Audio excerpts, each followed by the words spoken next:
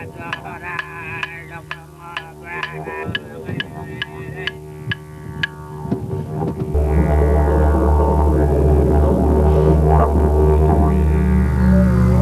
you go and sit down on the land and look around, this is my country, this is my father's country, this is my mother's country. I feel comfortable here, like I'm with the family, even though you might be alone.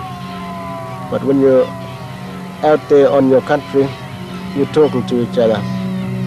The land misses you when you're gone away. You can feel it. The homesick feeling, you can feel it. Oh, my land must be missing me. I'm gonna go back. And the land is part of you. The whole being, your soil and the ground are all part of you. And when the sacred ceremonies are on that particular land, it's trying to, in a special way, communicate to the land that this is part of you, and you're part of this. It is our motherland and it is our backbone. When a country is torn apart, we all suffer, along with the wildlife that surrounds it. When it is torn apart, it is never the same. Every time a government changes, new election, another party gets in, more changes of this, that and the other. But in Aboriginal law, Aboriginal custom, Aboriginal law, it has always been right from the creation, right from the beginning of time. Our law never changes. Our sacred ceremonies, our cultural ceremonies never changes. And there are no 2 or 3 parties racing to get on top of one another. So we've got to stick on to older people and keep it that way. You go back and look the photo of the old Aboriginal people. They are very, very healthy people. But when white men come, they teach us, you have to live like we are. But we would like to go now away, but they said, no, but you have to come and follow us.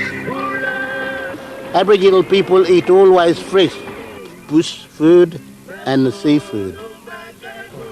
Next morning we go out, it's more fresh. Now, Balanda come, they teach us, you get yourself a refrigerator, deep freezer so you could save your food in. That's not the way, because it's bad for our health. That's why we Aboriginal people sick now, big tummy, big fat fella, before we are tools grower and healthy. But now it's getting shorter and big man and little bone. In early days we don't have sickness, but now we're suffering to death because of the food and stuff that we eat. Main problem we have in the Yolngu community is trying to work in with the government bodies, policies. They give the funding for certain projects, and along with it is their own policies in which how they want to spend the money. But somehow it doesn't fit into our our way of life. Then they start get the feeling or the idea that our old men, old ladies, the people sitting around the camps are too lazy to work. But they're not too lazy. They're always hard at work. It's because most of them are traditional leaders, they're cultural leaders, and trying to control Yolngu community, trying to control the Yolngu way of life. Industry can keep going, progress can keep going. Culture is fragile. When we both discover each other, we Aboriginal people get to know the white man's way of life, and the white man's way of life get to know us. These things will fall into place. It's just a mystery in the middle.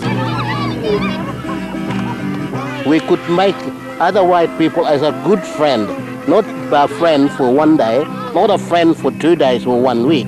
We will have love flowing all through our life until we finish in this world.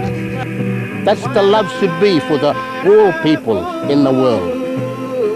And that's how we feel about it. Thank you for that.